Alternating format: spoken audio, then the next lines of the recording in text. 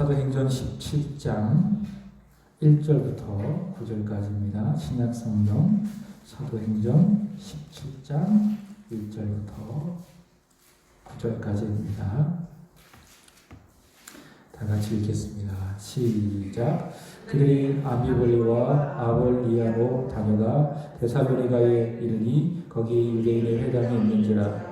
바울이 자기의 관례대로 그들에게로 들어가서 세안식일에 성경을 가지고 방문하여 뜻을 풀어 그리스도가 해를 받고 죽은 자 가운데서 살아나야 할 것을 증언하고 이르시되 내가 너희에게 전하는 예수가 곧 그리스도라 하니 그 중에 어떤 사람 곧 경건한 헬라인의 큰 무리와 적지 않은 기부인도 권함을 받고 바울과 실라를 따르나 그러나 유대인들은 시기하여 저자의 어떤 불량한 사람들을 데리고 때를 지어 성을 소동하게 하여 야손의 집에 침입하여 그들을 백성에게 끌어내려고 찾았으나 발견하지 못하니 야손과 및 형제들을 끌고 읍장들에게 앞에 가서 소리질러 이르되 천하를 어지럽게 하던 이 사람들이 여기도 이르되 야손이 그들을 맞아들였도다. 이 사람들이 다 가이사의 명을 거역하여 말하되 다른 일꾼 곧 예수라 하는 이가 있다 하더이다 하니 우리와 읍장들이 이 말을 듣고 소동하여 야손과 그 나머지 사람들에게 보석금을 받고 놓아주니라. 아멘. 우리 서로를 사랑했습니다. 참 잘 오셨습니다. 진심으로 사랑하고 축복합니다. 사랑하고 축복합니다. 두 분이 좀 인사하는 게 뭔가 좀 안 맞는 것 같아요. 뒤에서는 잘하는데 막상 교회에서 하려고 그러면 잘 안 되죠. 늘 말씀을 드리지만 교회 오는 것이 즐겁다. 교회 오면 행복하다. 이런 어떤 마음을 여러분이 꼭 가지시기 바랍니다. 사실 그렇지 않아도 믿음이니까 내가 그렇게 믿으면 그대로 되는 것입니다.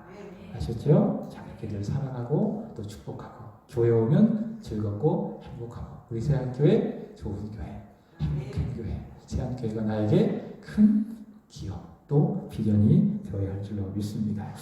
자, 오늘은 사도신경 공부 5번째 시간인데 예수님의 신분을 예수님의 이름을 통해서 공부를 하고 있습니다.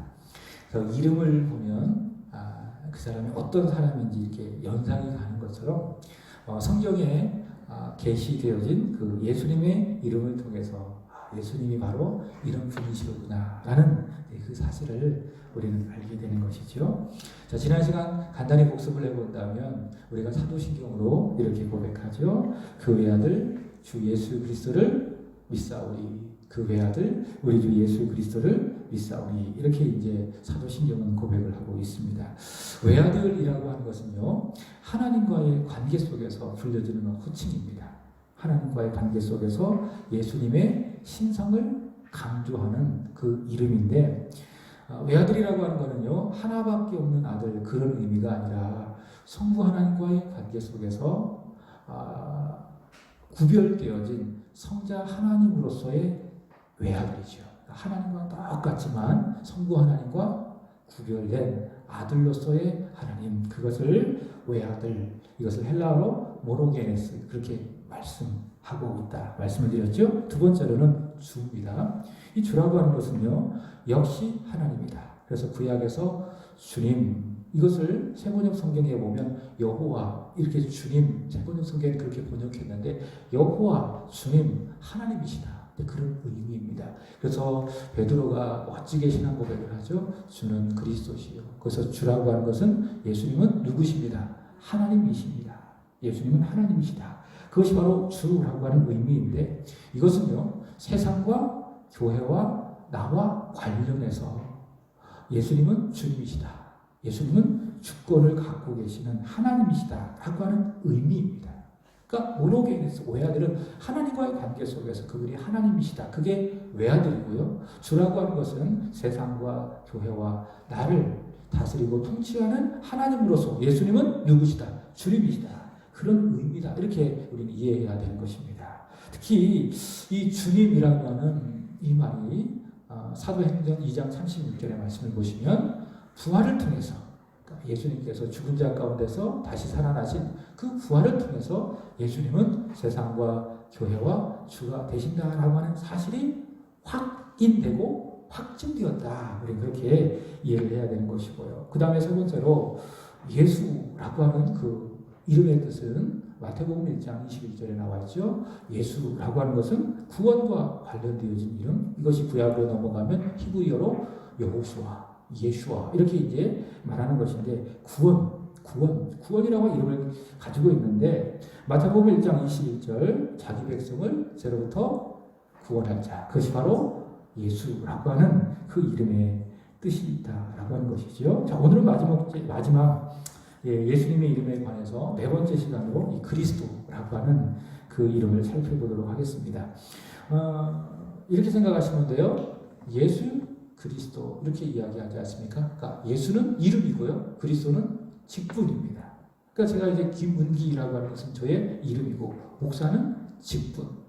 이렇게 이해를 하시는 것이 정확할 것입니다. 예수님은 이름, 그리스도는 직분. 그러니까 예수님은 그리스도이시다. 그것이 바로 예수 그리스도. 이렇게 우리는 확인하는 것이죠.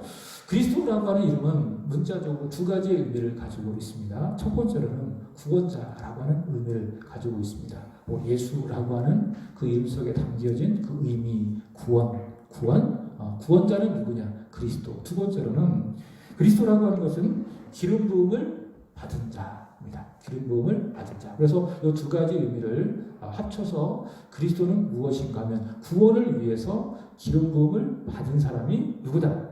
그리스도이다. 이렇게 이해를 하는 것이죠. 그래서 이 그리스도를 히브리 말로는 메시아 그렇게 이야기합니다. 메시아. 이것을 헬라 말로 그리스도. 구원을 위해서 기름 부음을 받은 사람 바로 그리스도 이렇게 이야기할 수 있겠습니다. 구약 성경을 보면 하나님께서 이스라엘의 역사 속에서 자기 백성의 구원을 위해서 기름을 부어서 세워진 세 가지의 직분이 있습니다. 직분이 있는데 하나는 선지자, 두 번째로는 제사장, 세 번째는 왕입니다. 선지자, 제사장, 왕. 여러분 직책과 직분을 구분을 해야 되겠죠. 그죠? 근데 저는 목사입니다. 이것이 무엇이죠? 직분이라고 이야기하는 것이고요. 직책은 뭡니까? 말씀을 가르치고 또 절하고 또 목양을 하고 이것이 직책이라는 것입니다. 다 이제 직분이 있고 또 그에 따른 직책이 있는 것입니다. 선지자는 제사장은 왕은 직분입니다.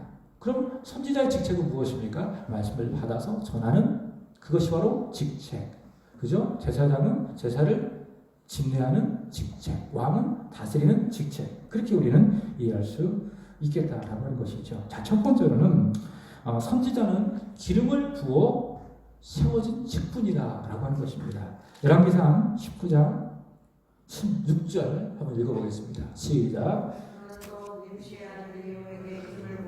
이스라엘의 왕이 되게 하고 아벨 사바세 아들 엘리사에게 기름을 부어 너를 대신하여 선지자가 되게 하라. 자, 이 말씀은 하나님께서 아합 시대의 북이스라엘의 역사 속에서 아주 타락하고 또 부패한 왕이 한 명 있다면 아합이라고 하는 왕이 있는데 그 아합 시대에 하나님의 말씀을 받아서 전했던 선지자가 대표적으로 엘리야입니다. 근데 그 엘리야가 이제 그 사명을 다 마치고 난 다음에 그 사역을 후계자로 누구를 하나님께서 부르셨는가 하면 엘리사를 부르는 겁니다. 근데 이 엘리사를 선지자로 부르실 때에, 선지자로 세우실 때에 어떻게 했습니까?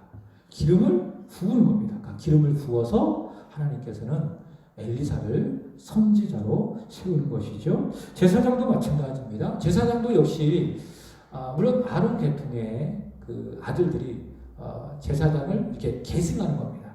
계승하는 겁니다. 요즘에 이제 교회마다 이 세습이라고 하는 것으로 상당히 좀 문제가 많이 되는데 사실 엄밀히 따지고 보면 세습이라고 하는 것은요 거기에 이권이 물려 있는 것입니다. 그러니까 이권, 욕심, 권력 그것이 이제 그대로 이렇게 이양이 되면 그 혈육에게 이것을 세습이라고 이야기하는데 그 세상적인 용어예요. 세상적인 용어라는 거예요. 세습이라는 것은. 그래서 우리가 잘 분별하고 받아들여야 되는 것인데 사실 따지면 뭐죠? 계승입니다. 계승. 그러니까 제사장의 직분이 그 아들들에게 어떻게 된 거죠? 계승된 겁니다. 다른 지파에서는 제사장이 될 수 있어요? 없어요? 없어요. 오직 레위 지파에 아론의 아들들 가운데에 제사장 그 직분이 계승된 것입니다. 근데 그 제사장 직분이 계승될 때에 그냥 계승되는 것이 아니고 어떻게 해요? 기름을 부어서 한번 보겠습니다. 출애굽기 28장 41절 시작. 너는 그것들로 내 형 아론과 그와 함께한 그의 아들들에게 입히고 그들에게 기름을 부어 위임하고 거룩하게 하여 그들이 제사장 직분을 내게 행하게 할지며. 이미 아론의 아들들은요 제사장인 거예요. 그럼에도 불구하고 하나님께서 그들에게 제사장 직분을 하게 하기 위해서 어떻게 하시죠? 그들에게 기름을 부으시는 것입니다. 자, 세 번째 왕도 마찬가지죠. 왕이 될 때에 하나님께서는 기름을 그 머리에 부으시는 겁니다. 이스라엘의 대표적인 왕이 있죠? 누굽니까? 다윗.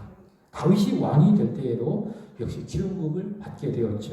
사무엘상 16장 13절 시작. 사무엘이 기름 뿔병을 가져다가 그 형제 중에서 그에게 부었더니 이로 다윗이 여호와의 영에 크게 감동되니라. 사무엘이 떠나서 라마로 가니라. 이렇게 이야기하죠. 자, 사울 대신해서 다윗이 이제 이스라엘의 왕이 되어야 하는데 하나님께서 이 다윗을 이스라엘의 왕으로 세우기 위해서 어떻게 하셨습니까? 그에게 기름을 부었죠. 그죠? 기름을 부어서 다윗을 이스라엘의 왕으로 세우신 것입니다. 자, 이렇게 하나님께서는 구약 성경을 보면 하나님의 백성을 구원하시기 위해서 세 가지의 직분을 세우셨다 그 말입니다. 선지자, 그 다음에 제사장, 왕을 세우시고 또 그들을 세우시기 위해서 그들에게 기름을 부으셨다라고 하는 것이죠. 자, 근데요 중요한 거는요. 이 세 가지 직분, 기름 부어 구원을 위해서 하나님께 세워주신 이 세 가지 선지자, 제사장, 왕이라고 하는 이 직분은요. 그리스도를 예표하는 그림자이다. 이것을 우리는 아는 것이 중요합니다. 즉 구약에 활동했던 많은 선지자들, 제사장들, 왕들은 그 시대에 하나님께서 그 시대를 통치하기 위해서 세우셨던 사람들이지만은 궁극적으로 하나님께서 자기 백성을 구원하시기 위해서 보내신 그리스도를 미리 보여주는 모형이고 그림자라는 거예요. 성경은 이렇게 이해하는 거예요. 그러니까 구약은 뭐냐? 약속, 그림자. 신약은 성취, 원본이라는 거예요. 그래서 구약 시대에 기름 부어 세워진 선지자들, 제사장들, 왕은 약속이다, 모형이다, 그림자다. 누구? 장차 오실 그리스도를 미리 보여주는 모형이고 그림자예요. 물론 그 시대 속에서 하나님께서 그들을 통해서 이스라엘 백성들의 죄의 문제를 해결하고 또 다른 나라의 그 침입으로부터 지켜지고 하나님의 말씀을 듣게 하는 그런 그 시대적인 사역을 그들이 감당했지만은 멀리 복음적으로 본다면 장차 오실 그리스도를 미리 보여주는 직분으로서의 선지자, 제사장, 왕이다. 그 말이라는 것입니다. 자, 그래서 그들은요, 하나님께서 일으켜 가시는 구원을 보여줄 수는 있어요. 그러나 그들이 구원을 할 수 있어요, 없어요? 없습니다. 그러니까 구약의 선지자나 제사장이나 왕은 장차 오실 그리스도를 보여주는 그림자일 뿐, 그들이 하나님의 백성을 구원하는가? 그건 아니라는 거예요. 자, 먼저 선지자에 대한 구약의 약속입니다. 모형과 그림자라고 하는 측면에서 신명기 18장 15절, 신명기 18장 15절. 대부분 이렇게 내가 성경을 보여드리면 안 찾기 때문에 금방금방 잊어버려요. 근데 사실 이거 다 끝나고 가면 이제 거의 잊어버리는 게 정상이라고 보는데, 그래도 이 시간만큼 성경을 여러분들이 잘 보고 확인하고 배운다면 그래도 언젠가 딱 들으면 그때 들었던 말씀이지라고 하면서 생각할 수 있으니까 이 시간만큼만 아주 집중해서 우리가 말씀을 잘 흡수했으면 좋겠다라는 것입니다. 자, 신명기 18장 15절 시작. 내 하나님 여호와께서 너희 가운데 내 형제 중에서 너를 위하여 나 같은 선지자 하나를 일으키시리니 너희는 그의 말을 들을지니라. 아멘. 여기서 나는 누구를 말하는가 하면 모세를 말하는 거예요. 그러니까 모세는 굉장히 특별한 사람이에요. 레위 지파로서 또 제사를 또 지내는 제사장적인 역할도 감당했고요.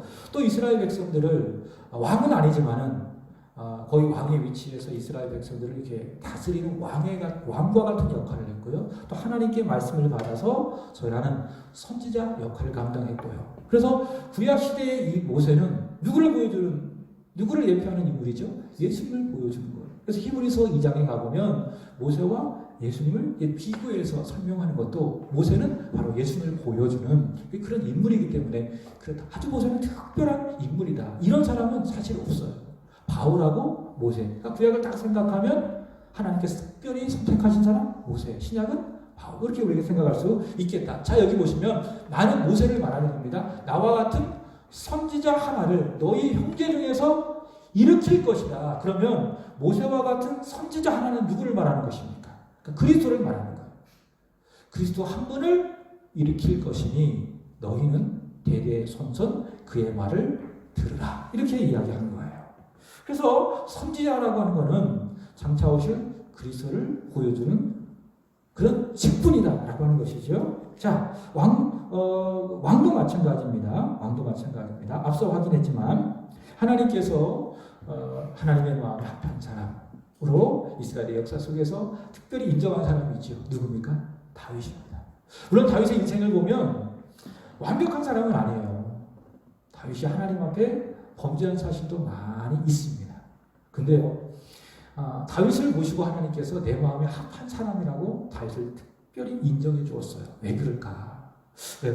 바세바를 범하기도 하고 또 인구조사를 해서 하나님의 진노를 사기도 하고 또 인간적인 방법과 수단으로서 나라를 다스리기도 하고 그럼에도 불구하고 하나님께서 내가 이세 아이들 다윗을 보니 내 마음에 합한 자라 그렇게 인정한 것은 그의 믿음 때문에 그런 거예요. 그가 지은 시편을 잘 보십시오. 우리와 똑같은 죄인이지만 그는 참 믿음 있는 사람이다. 내가 비록 죄인이지만 하나님 나를 불쌍히 여겨주십시오. 내가 하나님을 찾습니다. 하나님을 구합니다. 하나님 없이 나는 한순간도 살아갈 수 없습니다. 마치 목마른 사슴이 시냇물을 찾아 헤매이듯이 나의 영혼이 주님만을 바라봅니다. 주님만을 간절히 구합니다.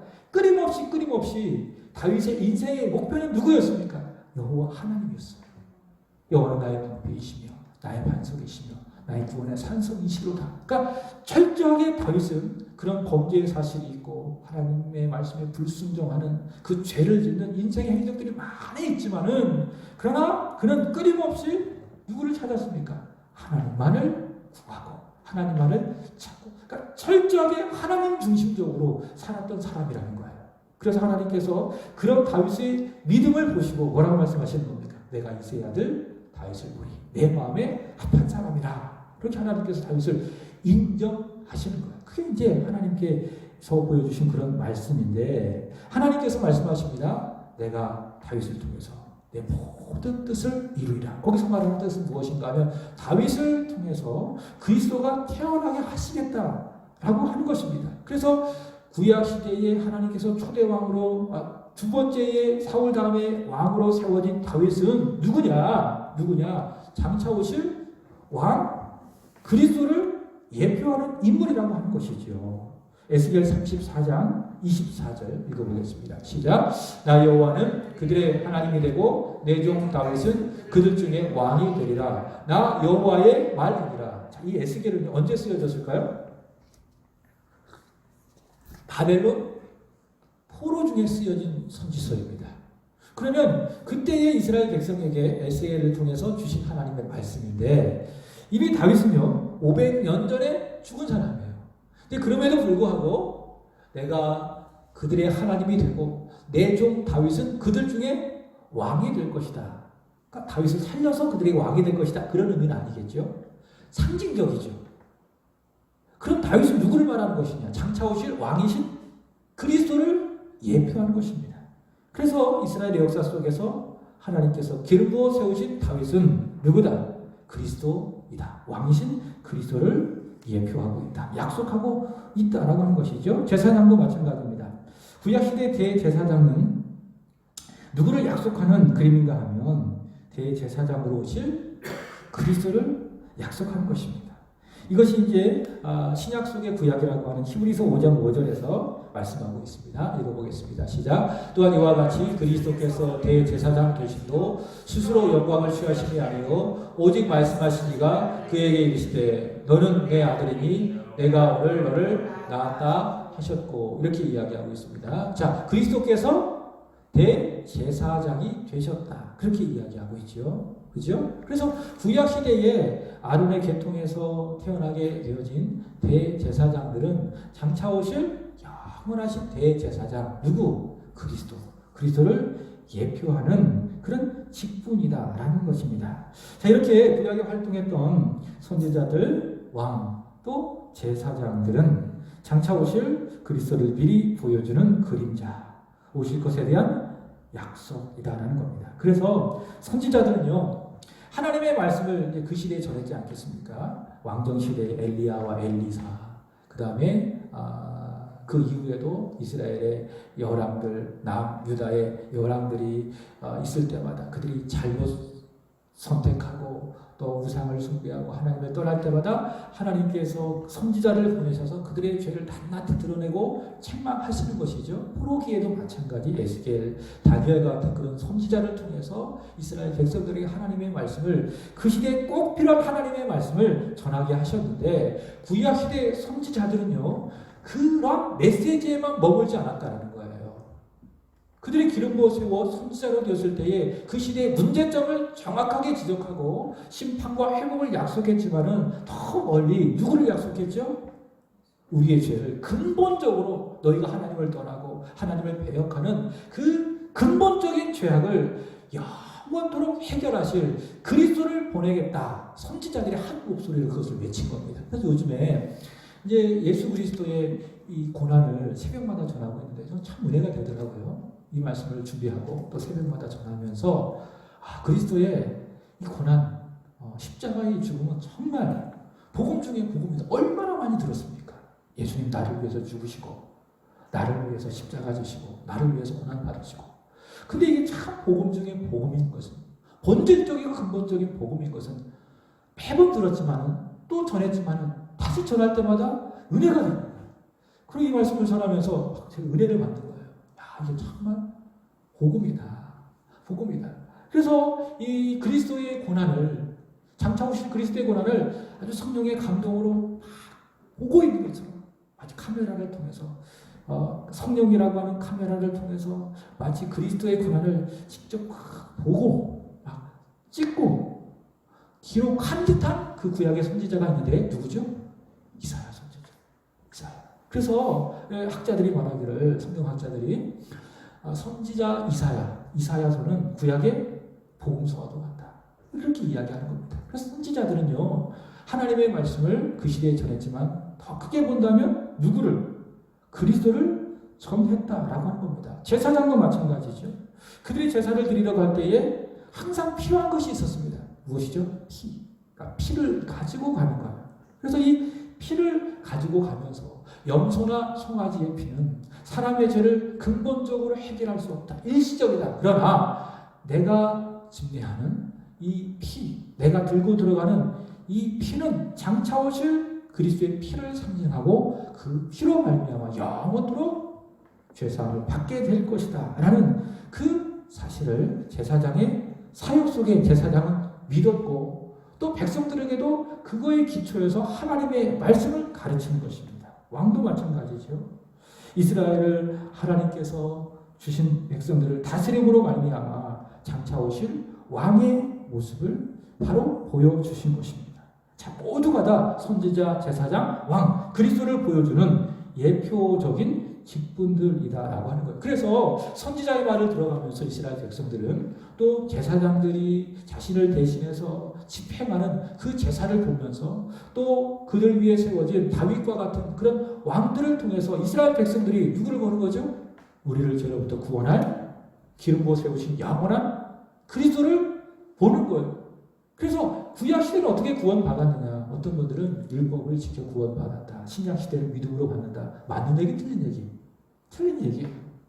구약 시대도 충분한 복음의 계시가 있었어요. 선지자, 제사장, 왕을 통해서 충분한 복음에 대한, 그리스도에 대한 계시가 있었다. 그것을 그들이 믿고 오진 않았지만은 그 하나님의 말씀을 통해서 복음적인 그 말씀을 통해서 믿고 구원을 받았고, 신약에도 역시 믿음으로 구원을 받았고, 그래서 구원의 방법은 오직 하나입니다.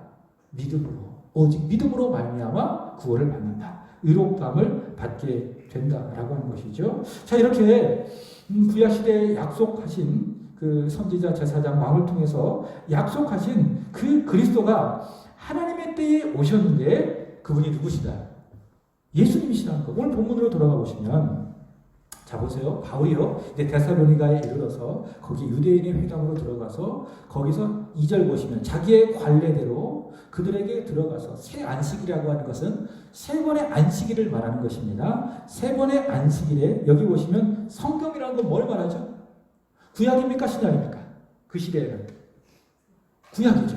그죠? 구약을 가지고 뭐 했다? 강론했다. 그러니까 구약의 뜻을 풀었다 그 말이에요. 그러니까 선지자, 제사장, 왕이라고 하는 그 내용으로 묶여져 있는 성경의 구약인데, 그 성경을 가지고 강론해서 뜻을 다 풀어봤더니 누가 나오더라? 그리스도가 나오더라. 그리고 더 나아가 그리스도가 구원을 위해서 해를 받고 죽은 자 가운데서 다시 살아나야 할 것을 어땠다? 증언했다. 그 구약에도 다 복음이 있는 거예요. 그리스도가 나오고 그리스도께서 우리의 죄를 위해서 죽으시고 다시 부활할 것이 다 구약에 나타난 것이죠. 그리고 그가 바울이 말하기를 내가 너희에게 전하는 예수가 누구라고요? 그리스도라는 것이에요. 아셨죠? 그래서 예수가 그리스도다. 예수, 그리스도, 그렇게 이야기하게 되는 것입니다. 근데 이제 통일교 같은 경우에는 이걸 안 믿는 거예요. 그죠? 예수님은 십자가의 죽음으로 말미암아 그리스도의 사역에 실패했다. 그래서 하나님께서 그 실패한 그리스도의 사역을 대신해서 보낸 사람이 있는데 그 사람이 누구다? 문선명이다. 그래서 문선명을 그리스도로 믿는 그 종교라고 말하기 참 어렵죠. 사이비 종교인데 그게 뭐예요? 통일교예요. 오늘날 그 신천지도 마찬가지예요. 그들이 아무리 예수를 말하지만 그들은 예수님 시대의 그리스도는 예수님이고 그렇게 이야기하는 거예요. 그러니까 이 시대에라 과거에라 그리스도는 단 한 분 예수님밖에 없다. 이게 기독교예요. 이게 복음이에요. 근데 신천지가 왜 이단인가 하면 예수님 시대에는 예수님이 그리스도이고 이 시대의 그리스도 받고 이야기한다면 다른 그리스도 보혜사는 누구다? 이만이다. 이렇게 가르치니까 신천지가 이단이고 사이비인 것입니다. 자, 기독교 복음은 누가? 예수가 그리스도이다 라고 하는 것을 말씀하고 있습니다. 자, 근데 말씀을 드렸죠. 그리스도라고 하는 것은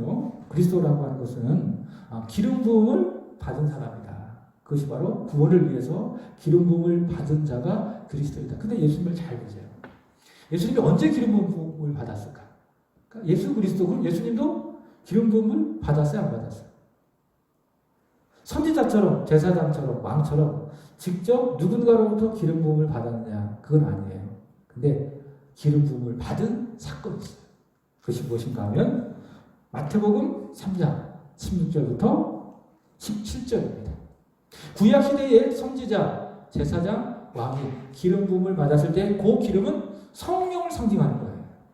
근데 예수님께서는 그런 물리적인 어떤 기름 부음을 받은 것이 아니라 성령의 기름 부음을 받게 된 것이죠. 마태복음 3장 16절 시작. 예수께서 세례를 받으시고 곧 물에서 올라오실 때 하늘이 열리고 하나님의 성령이 비둘기같이 내려 자기 위에 임하심을 보시더니 이렇게 이야기하고 있습니다. 자, 예수님 요한에게 세례를 받으실 때에 성령이 비둘기같이 예수님 머리 위에 임했다. 이게 무엇입니까? 예수님께서 성령의 기름 부으심을 받으셨다 그 말입니다. 그래서 이제부터 예수님은 그리스도이신 거예요. 그러니까 그 전에는 예수님께서 사생애를 사셨습니다. 그래서 그리스도 사역을 하지 않으셨어요. 그죠? 예수라고 하는 한 인생의 삶을 살아가신 것입니다. 그러나 요한에게 세례를 받으심으로 말미암아 요한에게 세례를 통해서 성령의 기름 부으심을 받으심으로 말미암아 이제 예수님이 그리스도가 되신 거예요. 그래서 그 이후에 예수님께서 그리스도의 사역을 세 가지로 감당하시는 겁니다. 그것이 무엇인가 하면 선지자, 그 다음에 제사장, 왕의 사역을 감당하시는 것이다 라고 하는 것이죠. 그래서 예수님께서는요, 하나님의 말씀을 가르치시고 전하신 거예요. 왜? 기름 부어 세우신 그리스도 선지자니까. 근데 구약시대의 선지자와 또 예수님이 선지자라는 것은 달라요. 똑같이 하나님의 말씀을 전했다라고 하는 측면은 같지만 구약시대에는요, 자기가 하나님이 아니잖아요. 하나님께서 주신 말씀을 받아서 전하는 사람입니다. 그대로 더하지도 않고 빼지도 않고. 그러나 예수님은요, 하나님이시잖아요. 직접 하나님의 말씀을 하시기 때문에 그 말씀은 사람을 살리고 구원하는 하나님의 능력이 되는 것입니다. 그게 예수 그리스도가 직접 전하시는 하나님의 말씀이다라고 하는 것이죠. 그래서 히브리서 1장 1절 2절 보면 이렇게 이야기합니다. 보세요. 옛적에 선지자들을 통하여 여러 부분과 여러 모양으로 우리의 조상들에게 말씀하신 하나님. 그러니까 옛날에는 선지자를 통해서 구원의 진리, 우리를 죄로부터 구원하는 구원의 진리를 여러 부분과 여러 모양으로 우리에게 말씀하셨다. 그러나 이제는 2절 보시면 마지막 날에는 누구를 통해서? 아들을 통해서 우리에게 말씀하셨다. 그래서 하나님의 아들은 하나님으로서 우리에게 구원의 진리를 직접 말씀하기 때문에, 그죠? 그 말씀을 들으면, 믿으면 영원한 생명을 얻게 되는 겁니다. 그래서 예수님께서 가르치시고 선포하신 모든 말씀은 선지자로서 우리에게 들려주시는 구원, 생명의 말씀이다라고 하는 것이죠. 예수님께서 제사장이라는 말씀도 마찬가지입니다. 구약시대 제사장은요, 일반적인 그 제물의 피로 제사를 드렸습니다. 그리고 그 제사를 증례하는 자신도 이 죄에 쌓여있는 사람이기 때문에 제사장이 제사를 드릴 때 먼저 자기 죄를 위한 제사를 드리고 난 다음에 백성을 대표로 해서 하나님께 피의 제사를 드리게 되는 것입니다. 근데 예수 그리스도께서는 제사장이라고 이야기했을 때에 예수님의 생애를 보면 뭐 성전에 들어가서 직접 제사를 집례한 사건은 없어요. 근데 히브리서에 보면 십자가 사건이 예수님께서 대제사장으로 제사를 집례한 사건으로 재해석하고 있는 것입니다. 그러니까 십자가의 그 죽음의 사건. 자, 보세요. 히브리서 9장 12절입니다. 예수님이 왜 대제사장인지, 십자가의 사건이 왜 제사인지 다 같이 시작. 히브리서 9장 12절입니다. 없어요? 성경을 한번 찾아보도록 할게요.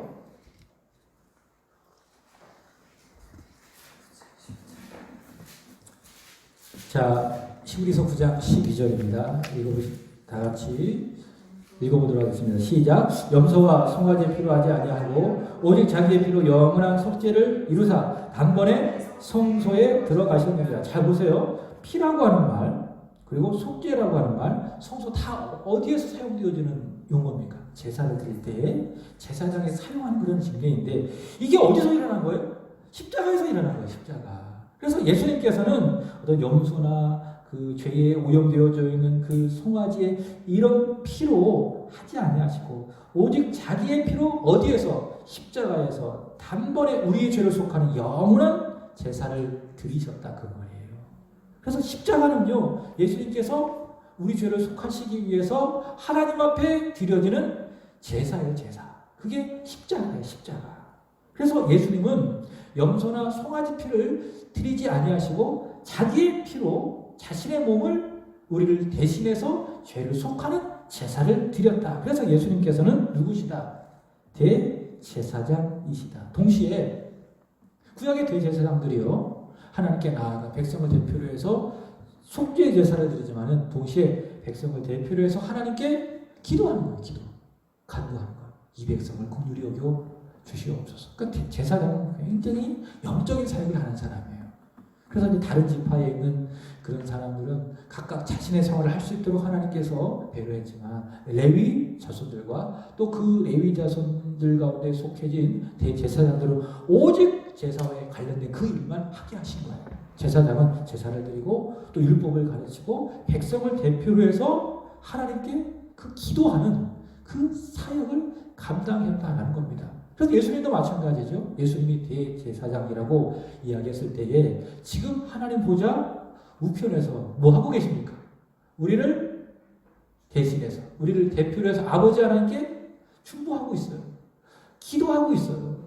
그래서 보통 요한복음 17장에 가보면 그 예수님의 기도가 나와 있는데 그것을 어떻게 부르는가 하면 우리 성경학자들이 대제사장적인 기도 그렇게 이야기하는 거예요. 그러니까 제사장은 피의 제사를 드릴 뿐만이 아니라 백성을 대표해서 하나님께 기도하는 사역을 하는 사람이 대제사장이다. 예수님도 바로 그렇다라고 하는 것이죠. 하나님 보좌 우편에서 우리를 위하여 기도하고 계신다. 마지막으로 예수 그리스도가 왕이시다라고 하는 말씀도 마찬가지입니다. 요한복음 19장 19절의 말씀을 보시면 예수님께서 십자가에 달리셨을 때 죄패가 딱 붙었어요. 근데 그 죄패 위에 히브리어로 로마말을 라틴어라고 이야기하죠. 그 다음에 헬라말 이 세 가지의 언어로 모든 이 사람들이 다 볼 수 있도록 쓴 글자가 있습니다. 그것이 무엇인가 하면 유대인의 왕이라는 거예요. 그러니까 예수님은 누구시다? 왕이시다. 모든 나라와 모든 민족의 왕이시다라고 하는 것입니다. 자, 그래서 이렇게 예수님께서는 구원을 위해서 우리에게 하나님의 말씀을 전하는 선지자, 제사장으로서 자신을 십자가에 들이사 죄를 속해 주시고 지금도 하나님 보좌 우편에서 우리를 위해서 간구하시고 온 세상을 다스리시는 왕이시기 때문에 예수님은 누구시라고요? 그리스도이시다. 우리는 그렇게 믿게 되는 겁니다. 그리고 이 사실을 내가 믿으면 그로 말미암아 구원을 받게 되어지고 오늘 본문의 말씀을 보시면 예수가 그리스도이시다라고 하는 이 사실 선지자, 제사장, 왕 이런 개념으로 사도 바울이 구약을 가지고 복음을 전했습니다. 그랬더니 4절 말씀에 보면 믿는 사람, 그죠? 믿는 사람이 있었고 또 안 믿는 사람이 있었죠. 그러니까 예수가 그리스도이시다라고 하는 그 사실을 마음으로 믿으면 그로 말미암아 죄 용서받고 구원받는 것이고 그렇지 않은 사람은 구원 못 받는 거예요.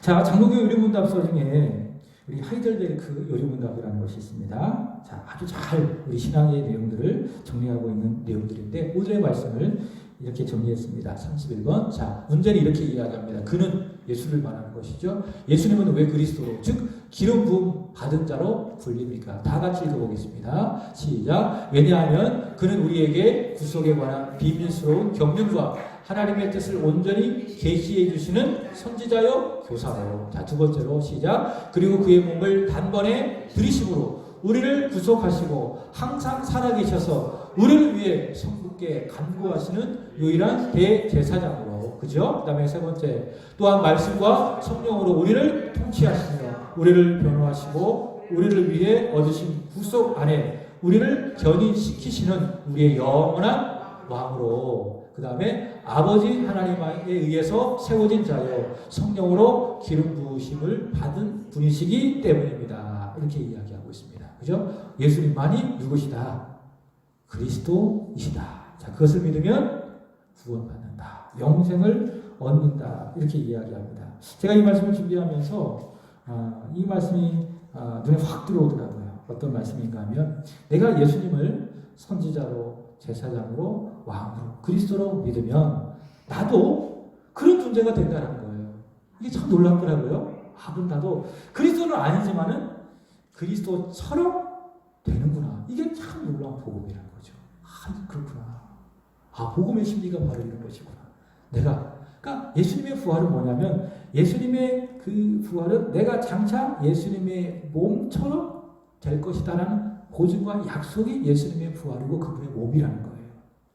예수께서 그리스도라고 하는 것도 마찬가지예요. 그게 복음이지만 그것을 믿으면 내가 구원을 받지만 거기에 머물지 않아요. 내가 그리스도와 같은 존재가 된다는 거예요.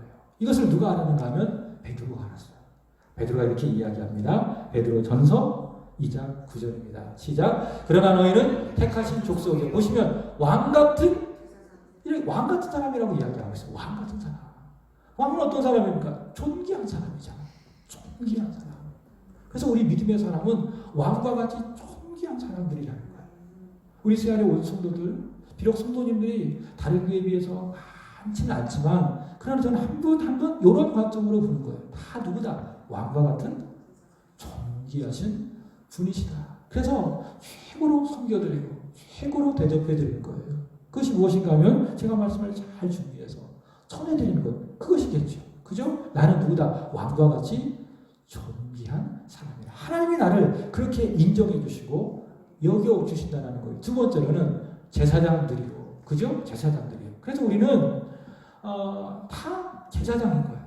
구약 시대에는 아론의 계통에 있는 사람들만 제사장이었어요. 그러나 신약 시대에는 예수를 믿는 모든 사람이 다 누굽니까? 제사장인 거예요.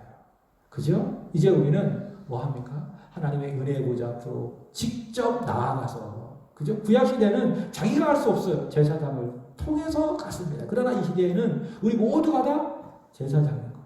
그리고 직접 하나님의 은혜의 보좌 앞에 나아가서 하나님이 받으시는 예배, 의의 제사. 히브리서 13장에 보면 찬송의 제사라고 이야기하고 있거든요. 그런 제사를 하나님 앞에 드리는 거. 오늘 우리가 예배 드린 것도 뭡니까? 제사장으로 하나님 앞에 드려지는 제사, 예배가 될 수 있다라고 하는 거예요. 자, 그 다음에 보세요. 거룩한 나라요 그의 소유가 된 백성이니 이는 너희를 어두운 데서 불러내어 그의 기이한 빛에 들어가게 하신 이 아름다운 덕을 선포하게 하려 하십니다. 이게 뭐예요? 복음을, 우리를 기이한 빛에 들어가게 하신 이 그분의 아름다운 복, 이게 뭡니까? 그분의 사랑, 그분의 은혜, 그분의 권능을 뭐 하는 사람? 선포하는 사람. 이게 선지자는 아니지만 복음을 전함으로 말미암아 선지자적인 삶을 살아갈 수 있게 된다는 거죠. 이게 놀라운 은혜이고 복음이라는 거예요. 예수를 믿는 사람은 누구다? 왕과 같은 존귀한 존재.